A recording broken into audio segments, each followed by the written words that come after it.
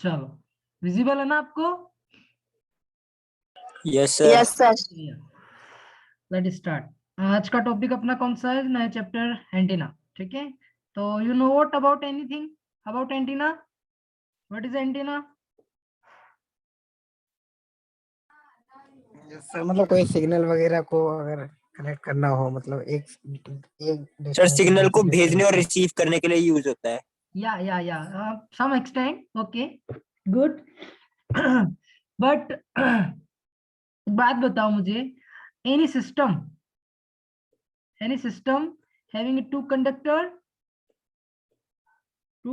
Are there, बस दो conductor ही requirement है। अगर दो कंडक्टर, सिंगल कंडक्टर भी है आपके पास, तब भी वो सिस्टम जो रहेगा वो रेडिएट करेगा।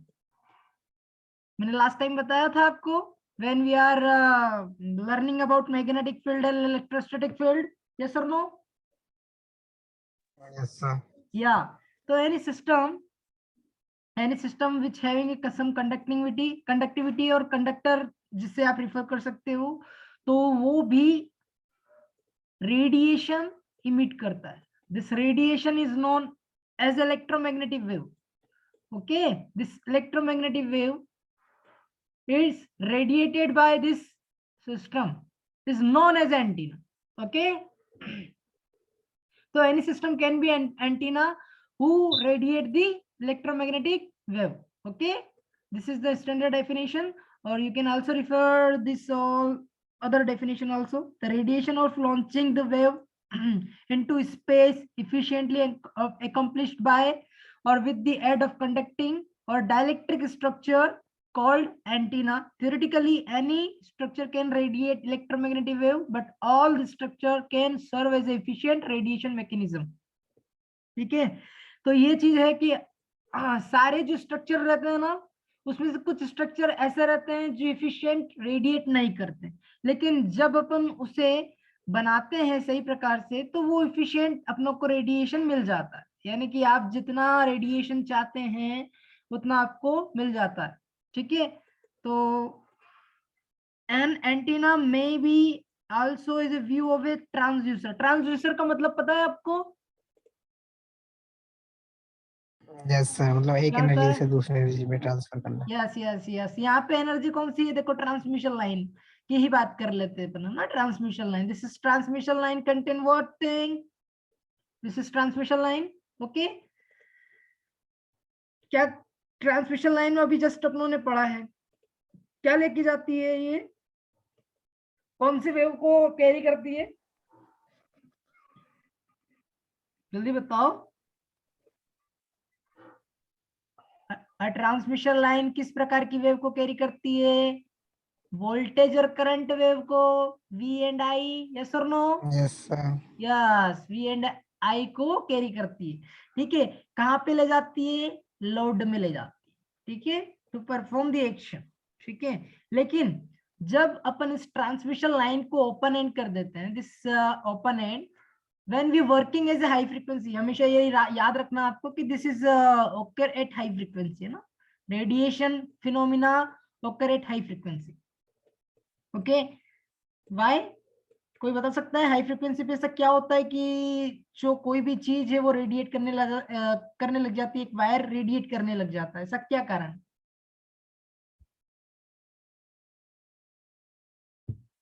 चलो इसको मैं पहले डिस्कस बाद में करता हूँ, पहले इस चीज को डिस्कस करते हैं। देखो, ऐसा होता है जैसे एक सिस्टम है, ठीक है।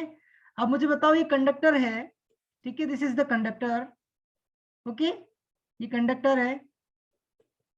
इस कंडक्टर को अपनों ने हाई फ्रीक्वेंसी दी है, 1 मेगाहर्ट्ज की फ्रीक्वेंसी दी है। तो 1 मेगाहर्ट्ज फ्रीक्वेंसी पे क्या होगा, जल्दी बताओ मुझे। 1 मेगाहर्ट्ज फ्रीक्वेंसी आपने देखी है कभी? कैसे नजर आती है ऑसिलोस्कोप में? इस प्रकार से आती है, बिल्कुल इस प्रकार से रहती है। मतलब मेरा तो थोड़ा सा गलत बन गया, आई एम सॉरी। इस प्रकार से रहती है, उसकी वेवलेंथ बहुत स्मॉल रहती है। ठीक है, मैंने तो अभी फिर भी बहुत बड़ा बना दिया है। ठीक है, तो इस प्रकार की वेवलेंथ, यहाँ जो वेवलेंथ रहती है ना, this wavelength is very short for this 1 megahertz frequency. ठीक है, तो क्या होता है, जैसे अपन इलेक्ट्रॉन की बात करते हैं, तो क्योंकि एक कंडक्टर ओशन ऑफ इलेक्ट्रॉन रहता है, तो इसमें कितने इलेक्ट्रॉन्स रहेंगे? बहुत सारे इलेक्ट्रॉन, है ना। तो वो इलेक्ट्रॉन जब 1 मेगाहर्ट्ज की फ्रीक्वेंसी पे वर्क करेंगे तो सारे इलेक्ट्रॉन किस प्रकार से जाएंगे, एक इलेक्ट्रॉन इधर जाएगा, ठीक है। और चूंकि आपने वोल्टेज अप्लाई किया है, दिस वोल्टेज प्लस और माइनस, ठीक है, this is plus and minus, you have to apply this voltage. तो यहाँ पे 1 मेगाहर्ट्ज की फ्रीक्वेंसी पे क्या होगा, देखो एक पॉजिटिव एम्पलीट्यूड आएगा और एक नेगेटिव एम्पलीट्यूड आएगा। तो इलेक्ट्रॉन का पुल और होगा कि नहीं होगा, इलेक्ट्रॉन किधर पुल करेगा, मान लेते हैं ये पॉजिटिव है, ये नेगेटिव है, ठीक है, और फिर ये नेगेटिव है, फिर पॉजिटिव है। You can see like this, देखो यहाँ पे पॉजिटिव और ये नेगेटिव जा रहा है, और ये इलेक्ट्रॉन है, तो इस प्रकार से वेव इसमें जाती है, ये इस प्रकार से वेव की साइड, वेव जैसा वोल्टेज इसमें फ्लो होता है, करंट इसमें फ्लो होता है। तो इलेक्ट्रॉन जो है वो इसी के अकॉर्डिंग मूव करता है। जब इलेक्ट्रॉन ऊपर की ओर साइड जाएगा तो इस प्रकार से पुल होगा पॉजिटिव की ओर, फिर नीचे आएगा तो नेगेटिव की ओर पुल होगा, ठीक है। तो इस प्रकार से वो पुल अप होता रहता है बार बार बार बार। तो ऐसा बहुत सी बार होता है, तो वो इस कंडक्टर की सरफेस को छोड़ देता है, ठीक है। This thing happen actually sometime. तो ये चीज जो है, और जो कंडक्टर है eight high frequency it become radiate in terms of electromagnetic wave, EM wave. मतलब ये इलेक्ट्रॉन बहुत जल्दी उछलने लगते हैं, तो उसके कारण यहाँ पे EM वेव, इलेक्ट्रिक फील्ड और मैग्नेटिक फील्ड टाइम वेरिंग हो जाती है, जिसके कारण जो आपकी जो कंडक्टर है वो रेडिएट करने लग जाता है हाई फ्रीक्वेंसी। समझ में आ रहा है कुछ? अच्छा सर, मतलब लोअर फ्रिक्वेंसी पे नहीं होगा रेडिएट? हाँ, आप सोच के देखो, लोअर फ्रीक्वेंसी पे तो आप सिंपल ट्रांसमिशन लाइन जा रही है, तो वो इतना कुछ कर नहीं सकते, क्योंकि 10 हर्ट्ज, सॉरी 50 हर्ट्ज बहुत लोअर फ्रीक्वेंसी है। तो वहां पे कितना, इतना वेवलेंथ ही बहुत ज्यादा हाई होती है इसकी, तो ठीक है, this is very high wavelength. तो उस टाइम पे ऐसा कुछ भी नहीं हो पाता।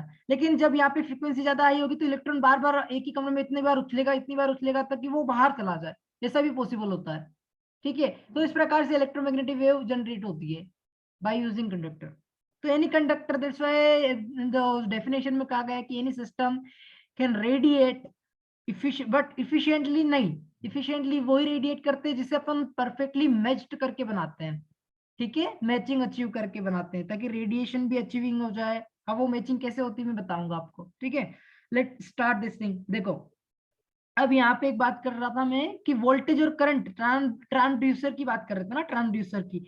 तो VI के टर्म में आपकी ट्रांसमिशन लाइन क्या करती है, करंट और वोल्टेज को लेके जाती है इन टर्म्स ऑफ वेव, ठीक है। आफ्टर दैट जैसे अपन इसको ओपन एंड कर देते हैं, ऐसे ओपन एंड कर दिया, ठीक है, दिस डिस्टेंस, ये डिस्टेंस भी मायने रखती है, हमेशा ध्यान रखना, दिस डिस्टेंस D, इनके बीच की स्पेसिंग भी मायने रखती है, this is also very important factor, okay. तो दो कंडक्टर है, तो ये हाई फ्रीक्वेंसी पे क्या होगा, at high frequency sometimes it behave as a plus plus, ठीक है, और नीचे वाला कैसा रहेगा, माइनस माइनस, ठीक है। उसके बाद ये चेंज हो जाएगा फॉर पर्टिकुलर साइकिल के लिए, दिस बिकम प्लस प्लस,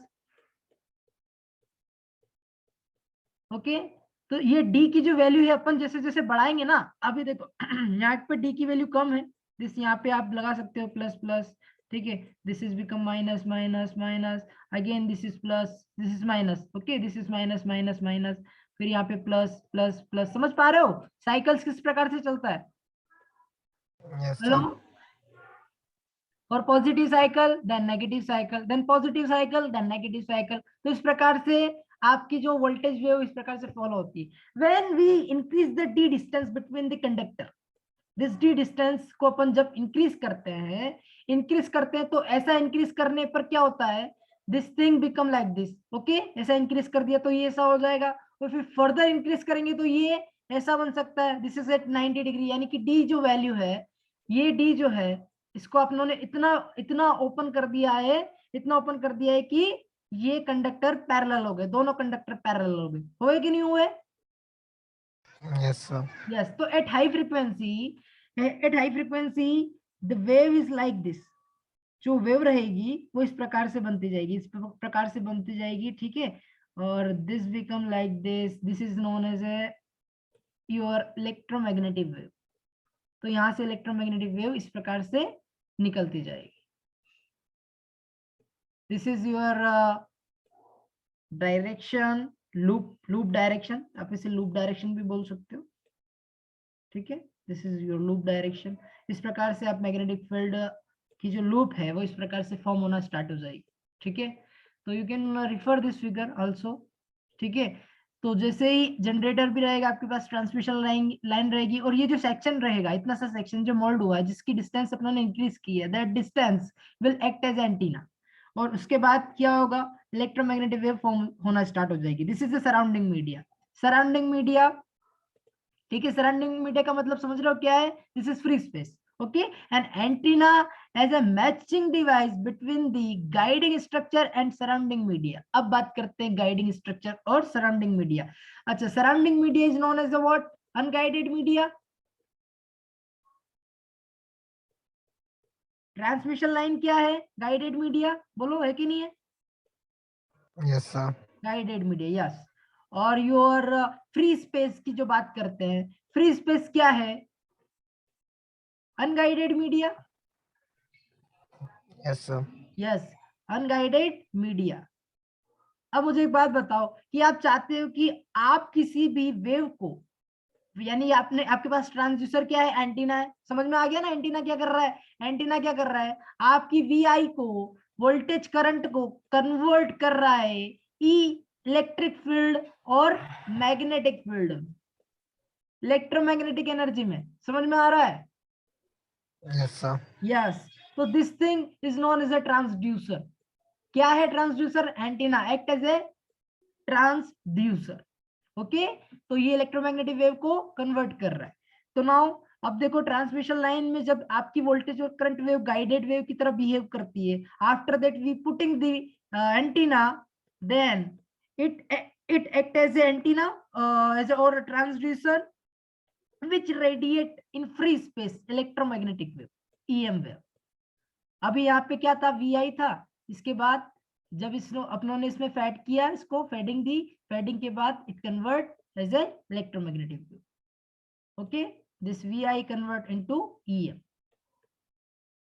तो this phenomena how it occur, देखो मैचिंग क्यों बोला गया है, क्योंकि बिना मैचिंग के तो कुछ भी नहीं होता। अपने ने लास्ट टाइम देख लिया था कि कोई ट्रांसमिशन लाइन है, उस ट्रांसमिशन लाइन में अपनों ने एक लोड लगाया है, ठीक है, ZL लगाया है। ZL अपन चाहते हैं कि यहाँ से मैक्सिमम पावर थ्योरम के अकॉर्डिंग यहाँ से मैक्सिमम पावर ZL में एब्जॉर्ब हो जाए। कैसे होगी, जब Z0 is equal to ZL होगी, बोलो होगा कि नहीं होगा, रिफ्लेक्शन मिनिमम होंगे, बोलो यस और नो, है ना। तो उसी केस में आपका जो रहेगा, रिफ्लेक्शन जीरो रहेंगे, रिफ्लेक्शन जीरो रहेंगे यानी कि परफेक्ट मैचिंग हो जाएगी। तो वही चीज को अपन यहाँ पे भी अप्लाई कर सकते हैं। कैसे अप्लाई करेंगे, देखो अपनों को पता है कि जो एंटीना है, antenna it behave as a load, इस पूरे एंटीना को अपन एज ए लोड की तरह बिहेव करवा सकते हैं, यस और नो, ठीक है। और उसके यस बाद सर। ट्रांसमिशन लाइन, ये रे transmission line, okay, this is another transmission, this is having impedance ZL Z0 और this is having ZL। Further आपके पास जो है ये अनगाइडेड मीडिया की ट्रांसमिशन लाइन है, दिस इज अनगाइडेड मीडिया को अपनों ने एज एक्ट किया एज ट्रांसमिशन लाइन।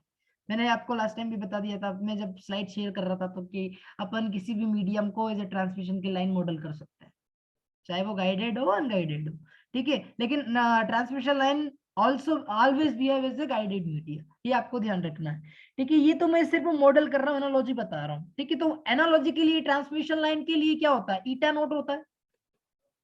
ईटा नोट क्या है, जल्दी बताओ, characteristic impedance, intrinsic impedance of free space और कैरी डाइलेक्ट्रिक मीडिया, यस और नो, यस सर। यस। तो अब मुझे बताओ, कोई भी अगर आप चाहते हो कि रिफ्लेक्शन ऑकर ना हो, तो रिफ्लेक्शन ऑकर के लिए जो कंडीशन आती है, ईटा नॉट, फर्स्ट मीडियम से सेकंड मीडियम में आप जाते हो, this is first medium, this is second medium, इसका ईटा 1 है, इसका ईटा 2 है। तो आपको जो अचीविंग चाहिए, वो अचीविंग कब होगी, जब आपका जो इम्पिडेंस है 377, this 377 Om, 377 ohm, which is the impedance of or intrinsic impedance of free space, it must be equal to ZL, antenna के इम्पीडेंस के बराबर होना चाहिए, तब जाके आपकी जो पावर है वो किसमें ट्रांसमिट होगी, फ्री स्पेस में ट्रांसमिट होगी, as a in terms of electromagnetic wave. Clear है आपको, यस सर। यस, अगर आपकी ये सब ऐसा ऐसा नहीं हो रहा है, आपकी पावर, टोटल पावर इसमें ट्रांसफर नहीं हो रही है, आपका जो कन्वर्ट नहीं हो रहा है, वीआई जो है ईएम में कन्वर्ट नहीं हो रहा है इफिशिएंटली, इसका मतलब क्या है? There is a mismatching. इसका मतलब क्या है? जो एंटीना का जो आपका एंटीना का जो इम्पिडेंस है, वो एंटीना का जो इम्पिडेंस है which is not equal to 377 M. Okay, that's why eta naught, और अपन जब फॉर्मूला लगाएंगे eta 2 minus eta 1 upon eta 2 plus eta 1, there is some value of gamma, there is some value of sir gamma. ये भी तो होता है sir कि जैसे अगर मैचिंग हमें करवाना है तो उसमें फिर वो पूरा एब्जॉर्ब कर लेती है टोटल जितनी भी पावर है। तो सर मतलब जब अगर वो मतलब पावर एब्जॉर्ब कर लेती है जैसे हमने मैचिंग किया हाँ, तो सर उसके बाद फिर वो ट्रांसमिट करेगी कि नहीं करेगी वो, अगर हमने मैचिंग कर रखी है तो? अच्छा ये जेडल इसकी बात कर रही है, एब्जॉर्ब कर रहा है नहीं? यस सर, अच्छा यस अच्छा सर। अच्छा, एक मिनट रुको मैं बताता हूँ, ये तो मैंने ऐसे ही एनालॉजिकली बता दिया था आपको। Let me start again. देखो, जैसे कोई आपकी ट्रांसमिशन लाइन ऐसी है, ठीक है, this is your transmission line, after that you fed the voltage V and I into an antenna. This is the box of antenna. यहाँ पे एंटीना कुछ भी हो सकता है, डिफरेंट डिफरेंट काइंड के स्ट्रक्चर रहता है एंटीना के, ठीक है। तो दिस इज एंटीना। तो ये जो एंटीना है आपका क्या करेगा? ये रेडिएट करेगा electromagnetic wave, EM wave. This is the source actually, you can also say this is the efficient antenna. Why we are saying efficient antenna? Because it is matched with the free space intrinsic impedance. Free space intrinsic impedance कितना होता है? Intrinsic impedance ईटा note के बराबर होता है। ईटा note कितना है? 377 ओम या 125 भी बोल सकते हो आप, ठीक है। तो इसका जो एंटीना का जो इम्पिडेंस है वो जेड नॉट अपन अगर जेड कंसिडर करें, this must be equal to 377। Okay, तब जाके आपका क्या होगा? मैचिंग अचीव होगी, क्योंकि जब गामा अपन कैलकुलेट करेंगे तो eta naught minus z is divide by eta upon z, ठीक है, प्लस जेड। तो यहाँ पे दोनों सेम रहेंगी तो दोनों सेम क्वांटिटी कैंसिल आउट हो जाएगी और गामा की वैल्यू 0 हो जाएगी। इसका मतलब क्या है? जो आपकी जो इलेक्ट्रोमैग्नेटिक वेव है वो पूरी की पूरी ट्रांसमिट हो गई, यानी नो रिफ्लेक्शन होकर ड्यू टू दिस एंटीना। और यहाँ पे भी मैचिंग होना यस जरूरी सर। है, दिस थिंग, यहाँ पे भी मैचिंग होना जरूरी है और यहाँ पे भी मैचिंग होना जरूरी है। इसीलिए आप इसको ऐसे भी डिवाइड कर सकते हो, this is first section, this is antenna, this is second section, this is free space. Okay, this is your antenna. तो यहाँ पे पहला पहला reflection, this is second reflection. Okay, तो यहाँ पे रिफ्लेक्शन कोफिशिएंट जो है वो भी 0 होना चाहिए, this must be 0, gamma must be 0, this is first one और this is second one, this is second, gamma 2 must be 0। Okay, समझ में आ रहा है आपको कुछ? Yes sir. तब जाके आपकी जो वोल्टेज और आई है, वी और आई है, वो पूरी की पूरी कन्वर्ट हो जाएगी ई और एम में।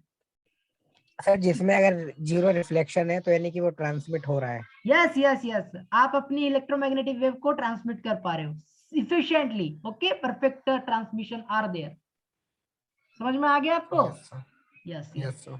तो इस प्रकार से आपको इंट्रिंसिक इम्पिडेंस इसलिए पिक्चर में आया, कैरेक्टरिस्टिक इम्पिडेंस इसलिए पिक्चर में आया, ठीक है। इनपुट इम्पिडेंस भी अपन कैलकुलेट करते हैं एंटीना का सारी, क्योंकि देखो जितनी भी चीजें है ना, सारी सारी चीजें स्मिथ चार्ट से रिलेटेड है। स्मिथ चार्ट पे अपन जब पढ़ेंगे ना तो एंटीना का भी पूरा पार्ट आता है स्मिथ चार्ट पे, ठीक है। इट इज नॉट सीमित, क्योंकि अपनों ने जब भी ट्रांसमिशन लाइन लगाई है, ट्रांसमिशन लाइन को अपनों ने किससे कन्वर्ट किया है? एज ए जेडएल से किया है। दिस इज जेडएल, याद है ना, जेडएल से किया है। This ZL is also input impedance of antenna, ठीक है। तो इसका मतलब characteristic impedance of end transmission line is equal to input impedance of antenna, because ZL is equal to Zin। उस केस में आपकी परफेक्ट मैचिंग हो जाएगी। परफेक्ट मैचिंग हो जाएगी तो नो रिफ्लेक्शन होकर एंटीना और ट्रांसमिशन लाइन के बीच में। ओके, फिर आप जब इस एंटीना के थ्रू आप परफेक्ट इलेक्ट्रोमैग्नेटिक वेव को अनगाइडेड मीडियम में भेजना चाहते हो तो उस केस में भी फिर मैचिंग का केस आएगा। फिर वहां पे इसका इम्पिडेंस और फ्री स्पेस का इम्पिडेंस भी मैच होना चाहिए, तब जाके आपका क्या होगा? रिफ्लेक्शन 0 होगा। समझ में आ गया आपको ये पूरी पिक्चर किस प्रकार से काम कर रही है? Yes sir. यस। तो यहाँ पे सराउंडिंग मीडिया से आपकी जब भी इलेक्ट्रोमैग्नेटिक वेव हाँ निकलते जरूर है, अभी कोई भी मीडियम है ऐसा मैंने बता दिया आपको, तो देयर इज सम कुछ ना कुछ इलेक्ट्रोमैग्नेटिक वेव निकलेगी, कुछ ना कुछ इलेक्ट्रोमैग्नेटिक वेव निकलेगी किसी भी स्ट्रक्चर से, लेकिन वो परफेक्ट नहीं होगी। वाई परफेक्ट नहीं होगी? क्योंकि इसका जो आप कैलकुलेट करेंगे इम्पिडेंस, और इसका जो इम्पिडेंस आएगा eta naught, which is not equal, eta naught is not equal to ZL। that's why there is some reflection, और रिफ्लेक्शन होंगे तो क्या होगा? वो ट्रांसमिट नहीं होगा सर। या और सर ये भी तो कर सकते हैं, जैसे नॉट इक्वल टू ZL है तो हम फिर वही वाली जो आपने बताया था 2 एप्लीकेशन, वो क्वार्टर वेव हाँ हाँ हाँ, अप्लाई कर सकते हैं। वो भी यूज करते। देयर इज सम, तो there is a mechanism, actually अलग अलग मैकेनिज्म है। अब मैंने तो कुछ ही मैकेनिज्म बताया, there is a lot of mechanism to achieving the to achieving the matching. Okay, तो मैंने तो 3 ही मैचिंग आपको बताई है। There is a lot of matching techniques. Okay, तो अपन इसमें और पढ़ते हैं इसके बाद। ठीक है, यहाँ तक आपको समझ में आया? Yes sir. यस, तो दिस इज आप देख सकते हो कि this antenna is a matching device between the guiding structure and surrounding media. तो दिस इज सराउंडिंग मीडियम में इस प्रकार से इलेक्ट्रोमैग्नेटिक वेव जा रही है, और this is your transmission line जिसमें वोल्टेज और आई है, वोल्टेज और करंट है। और इस प्रकार से जब इनके बीच के डिस्टेंस, दो कंडक्टर के बीच के डिस्टेंस आप इंक्रीज करते हो, तो वो उस केस में योर ई फील्ड और एच फील्ड पिक्चर में आ जाती है, और ई फील्ड और एच फील्ड इस प्रकार से रेडिएट होना स्टार्ट हो जाती है, और इस प्रकार से लूप्स फॉर्म होना स्टार्ट हो जाता है। आपको समझ में आ रहा है ना लूप किस प्रकार से बन रहा है? हमेशा देखना, एक क्लॉकवाइज से दूसरा एंटी क्लॉकवाइज से, फिर क्लॉकवाइज से, एक एंटी क्लॉकवाइज से। दिख रहा है आपको? Yes sir. ऐसा क्यों हुआ? ऐसा इसलिए हुआ क्योंकि जो आपका एंटीना, लेट मैंने मिटा दिया क्या? हाँ शायद मिटा दिया। ऐसा क्यों हुआ? Let me show you. ऐसे अलग अलग लूप क्यों बने, एक क्लॉकवाइज एंटी क्लॉकवाइज? बिकॉज मैंने लास्ट टाइम बताया था, दिस यहाँ पे प्लस प्लस आएगा, ठीक है, क्योंकि अपने जो मेगाहर्ट्ज फ्रीक्वेंसी चल रही है वो इस प्रकार से चलेगी। ठीक है, एक बार पॉजिटिव एम्पलीट्यूड आएगा, दूसरी बार नेगेटिव एम्पलीट्यूड आएगा, तो this is positive, this is negative. ठीक है, तो दिस इज पॉजिटिव। तो इसलिए उसको डायरेक्टली रिप्रेजेंट करने के लिए पहले इलेक्ट्रिक फील्ड को ऐसे रिप्रेजेंट करते हैं, उसके बाद फिर इलेक्ट्रिक फील्ड को ऐसे रिप्रेजेंट करते हैं। तो ये धीरे धीरे जब फ्री स्पेस में आएगी तो इस प्रकार से लूप फॉर्म हो जाएगा। कैसे फॉर्म होगा? This kind of things. Okay, जिसका डायरेक्शन पहले ऐसे रहेगा, फिर डायरेक्शन ऐसा रहेगा। ठीक है, फर्दर जब सेकेंड लूप की बात करेंगे, दिस इज प्लस आएगा। ओके, सेकेंड टाइम पे क्या आएगा? This is negative. ओके, तो यहाँ पे again it behave as a positive, ये दिस इज पॉजिटिव, और यहाँ पे फिर अगेन नेगेटिव, और यहाँ पे फिर अगेन पॉजिटिव। तो इस प्रकार से लूप फॉर्म होते जाएंगे। तो दिस इज एक डायरेक्शन ऐसी रहेगी, एक डायरेक्शन ऐसी रहेगी, एक डायरेक्शन ऐसी रहेगी, एक डायरेक्शन ऐसी रहेगी। तो एंटी क्लॉकवाइज डायरेक्शन रहेगी हमेशा, अल्टरनेटिव भी बोल सकते हो आप, है ना? तो इस प्रकार से रेडिएशन होगा। नाउ अब डिफरेंट काइंड ऑफ एंटीना कौन कौन से हो सकते हैं? ये तो अपनों ने एक स्ट्रक्चर देखा एंटीना का, है ना? तो एक होता है डाइपोल। डाइपोल का नाम सुना है आप सबने? यस सर, यस, मतलब 2 डायरेक्शन में। yes, this is the dipole antenna. So this is nothing but the transmission line. After that there is a 2 conductor. This 2 conductor act as a antenna. Okay, इसी structure, this is transmission line, और this is your dipole antenna. Okay, और ये this is your generator VI जो voltage है, और ये आपकी electromagnetic wave है। इस प्रकार से इलेक्ट्रोमैग्नेटिक वेव फ्री स्पेस में जा रही है। This is EM wave. Okay, अब बाकी का कम्युनिकेशन कैसे हो रहा है आपको पता है? दे जनरेटर क्या है? This generator generate the electromagnetic modulated signal, actually nothing but the modulated signal. This is the modulated signal को जनरेट करके दे रहा है इन टर्म्स ऑफ V और I, और आफ्टर दैट VI जनरेट हो गया, आपका सिग्नल भी इसी में ही है, मैसेज सिग्नल भी इसी में ही है, और कैरियर भी इसी में ही है। और वो क्या कर रहा है? उस कैरियर के थ्रू, इस ट्रांसमिशन लाइन के थ्रू, आपका जो एंटीना है, ये डाइपोल एंटीना, इस डाइपोल एंटीना के थ्रू वो फ्री स्पेस में रेडिएट कर रहा है। आफ्टर दैट आपका एक और रिसीविंग एंटीना होगा एज इट इज, ठीक है, जो इस रेडिएशन को क्या करेगा? एब्जॉर्ब करेगा, एब्जॉर्ब भी बोल सकते हो आप इसको, और इसको रिसीव करेगा, इस थिंग को रिसीव करेगा, और इस रिसीव करके इसके बाद वापस से जनरेटर होगा यहाँ पे साइड में। ठीक है, दिस इज डीमोडुलेटर। यहाँ पे क्या होगा, डीमोडुलेटर होगा। डीमोडुलेटर के बाद फर्दर आपका जो सिग्नल है वो कैरियर को हटा के मैसेज सिग्नल में कन्वर्ट करके दे देगा। आ गया समझ में आपको?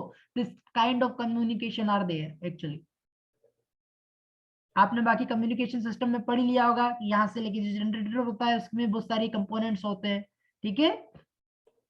एनालॉग अलग है, Yes, sir. डिजिटल अलग है ना।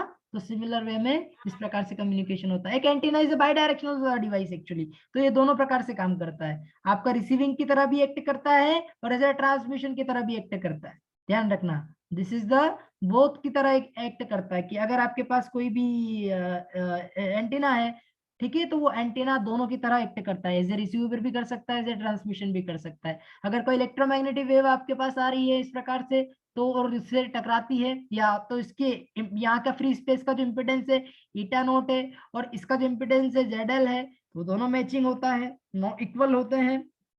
तो उस केस में ये सारी की सारी जो पावर इलेक्ट्रोमैग्नेटिक वेव को कन्वर्ट कर देता वीआई में। ओके, दिस थिंग, यानी कि वीआई को इंटरचेंजेबल है दोनों के दोनों। This is reversible process. Okay, EM wave into VI, आप ऐसा भी बोल सकते हो, दिस इज थिंग, ठीक है। तो दिस इज रिवर्सिबल प्रोसेस। तो इसलिए ये जो एंटीना होता है वो बोथ की जैसे एक्ट करता है, जैसे रिसीवर एक्ट करता है, जैसे ट्रांसमीटर एक्ट करता है। Now second antenna, this is the dipole antenna. इस सबके अलग अलग एप्लीकेशन से अलग अलग जगह पे यूज होता है। एक और होता है मोनोपोल एंटीना। मोनोपोल एंटीना तो आप सबने देखा होगा, देखा है? Yes, sir. आपकी कार कभी देखी है? Car, this is your car, Yes, sir. है ना, कार रहती है। तो कार के यहाँ पे एक इस प्रकार से एक एंटीना लगा हुआ रहता है, दिस इज थिंग, इस प्रकार से एंटीना, दिस इज ये मोनोपोल एंटीना। और मोनोपोल एंटीना के लिए ये जो कार का जो पृष्ठ रहता है, दिस इज जो सरफेस, ये भी एक मेटल की रहती है। तो ये मोटर मेटल एज ए बिहेव करता है, GND ground. Okay, this ground as a बिहेव करता है और दिस इज कंडक्टर। और ये कंडक्टर क्या करता है, रिसीव करता है आपकी इलेक्ट्रोमैग्नेटिक वेव को, और उसके बाद आपका रेडियो जो रहता है इसके अंदर, कार के अंदर, वो रेडियो ऑपरेट होता है। समझ में आ रहा है? This is known as a monopole antenna. Okay, ये डाइपोल एंटीना जो रहता है इसमें दो कंडक्टर होते हैं, ठीक है। तो जब आप यहाँ पे एक बीच में एक ऐसा कंडक्टर लगा देते हैं, ऐसा एक ग्राउंड प्लेन लगा देंगे, तो this is act as a, क्या बनेगा, ये एक मोनोपोल एंटीना बन जाएगा, ठीक है। तो दिस इज बिहेव, मैं बताऊंगा इसकी भी एप्लीकेशन क्या है। आप डाइपोल को कन्वर्ट कर सकते हैं मोनोपोल में by using a plan, ground plan. Okay, another type of antenna, this is loop antenna. तो loop antenna भी होते हैं। तो loop antenna को कैसे बनाया जाता है आप देख सकते हो, this is kind of loop, इस प्रकार से आप मोल्ड करके बेंड करके इस प्रकार से loop antenna तैयार कर सकते हो। सेकेंड वन होता है helix antenna. This is helix antenna. Helix antenna की भी अपनी एप्लीकेशन है, अलग अलग प्रकार का। This is give the polarization, which kind of polarization is provided, circular kind of polarization. लिख रहा है?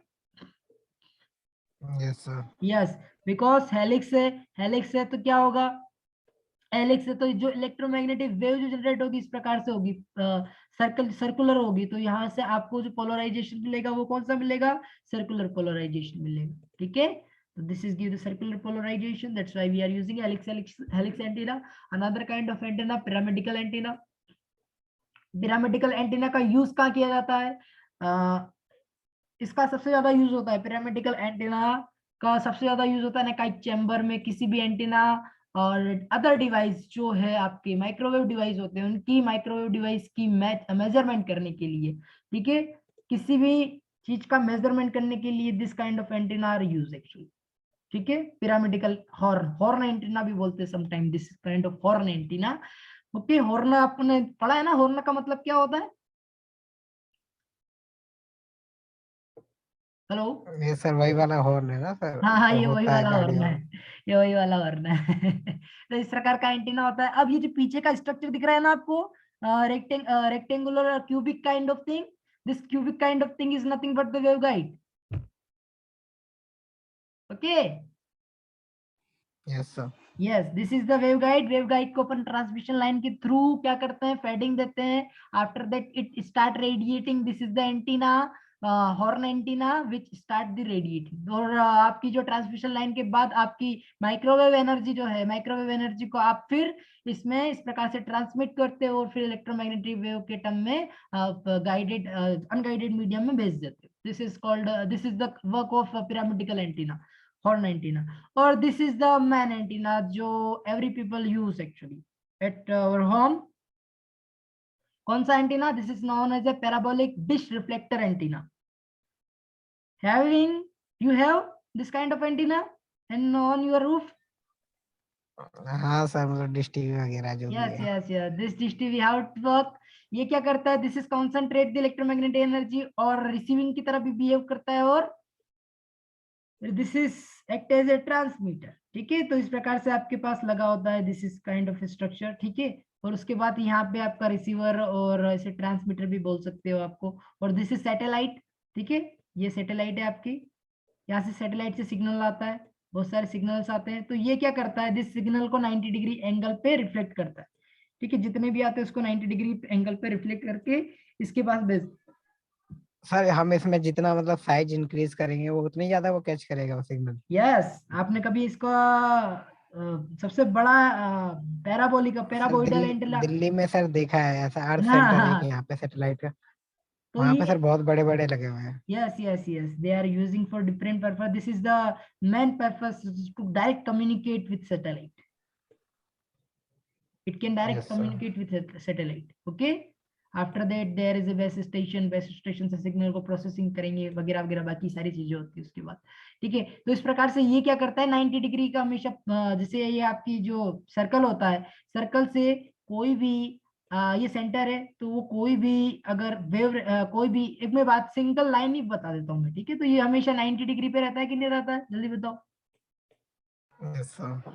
दैट्स वाई, तो इसी का फायदा यूज करके वो रिफ्लेक्टर एंटीना बनाते हैं, क्योंकि ये समटाइम सर्कुलर भी होता है ना, सर्कुलर काइंड ऑफ थिंग, पैराबोइडल में सर्कल भी होता है, सर्कल जैसा रहता है। ठीक है, और यस सर। उसके कारण इसमें कर्व्ड सरफेस रहती है, एक्चुअली कर्व्ड सरफेस रहती है, तो कर्व्ड सरफेस क्या रहती है? 90 डिग्री पे रिफ्लेक्ट करती है, तो कोई भी अगर वेव इससे टकराएगी यहाँ पे, तो वो हमेशा इस प्रकार से इनसाइड जाएगी, कहीं से भी जाएगी वो, कहीं से भी जाएगी तो हमेशा सेंटर की ओर इसका मूव होगा, सेंटर की ओर ही मूव होगा। कहीं से भी अगर वो वेव आए और इसकी इंटरनल सरफेस से टकराए, तो हमेशा इसका जो सेंटर पे ही जाके वो रे जो रहेगी टकराएगी।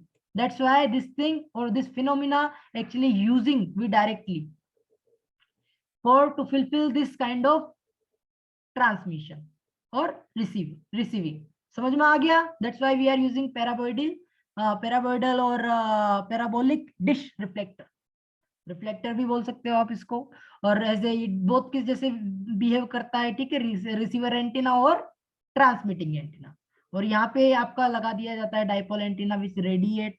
ठीक है, और दिस इज रिफ्लेक्टर और दिस इज डाइपोल एंटीना, उसके बाद यहाँ से स्टार्ट करता है और ये रेडिएट करना स्टार्ट करता है। अब ये मैंने रिसीविंग का बता दिया आपको, तो ट्रांसमिट का कैसे होगा? ट्रांसमिट का भी सिमिलर वे में होगा।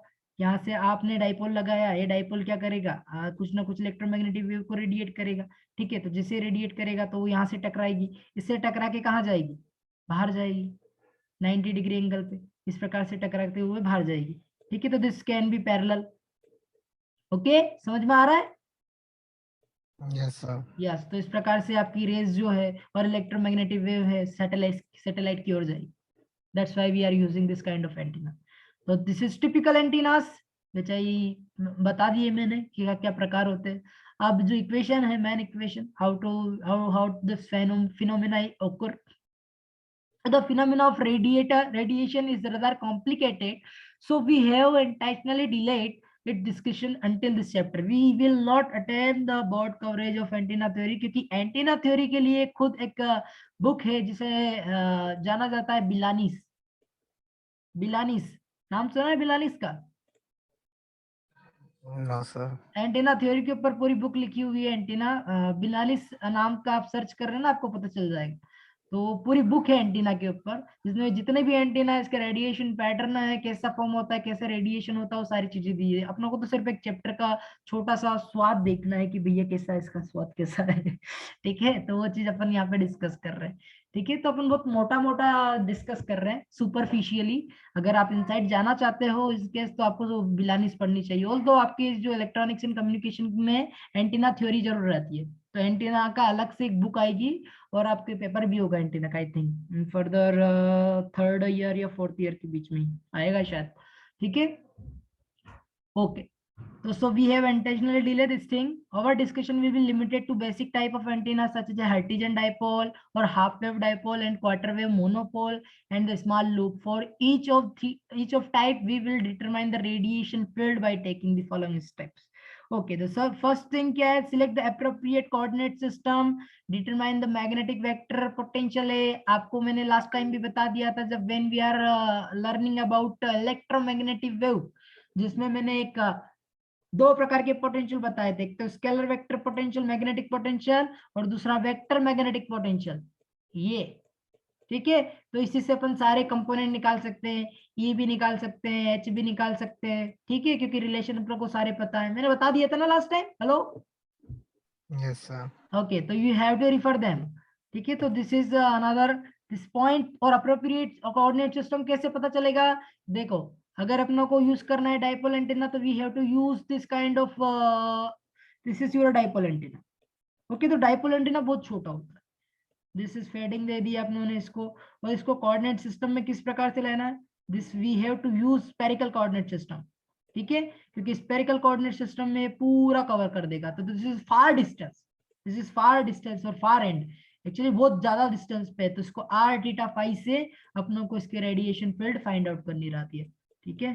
तो this kind of we are using this kind of coordinate system, 0,0,0 भी बोल सकते हो।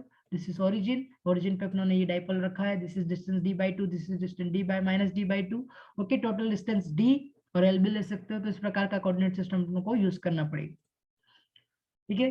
तो और find h from b is given by the relation, okay, or determine the e by using this relation, assuming the lossless media sigma is equal to 0, because sigma, why we are saying sigma is equal to 0, because we are working with unguided media, unguided media यानी free space, free space का मतलब ही क्या होता है, your sigma must be 0।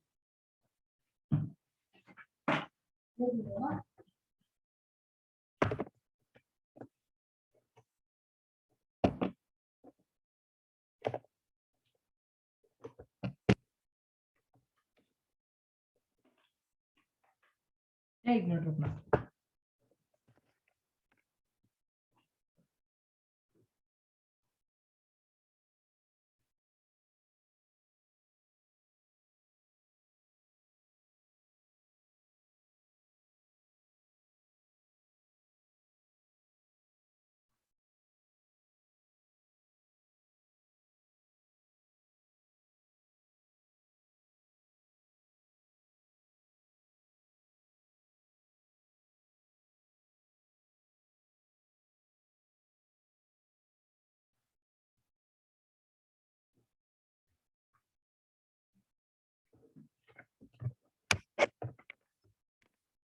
Oh, sorry.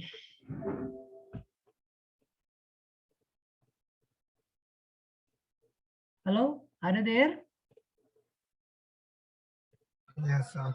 Okay, okay. तो ठीक है, find the far field and determine the time average power radiated by using this formula. You all are you familiar with all this formula? मैंने बता दिए ये सारे formulas आपको, है ना, last time. So note that this p radiate throughout this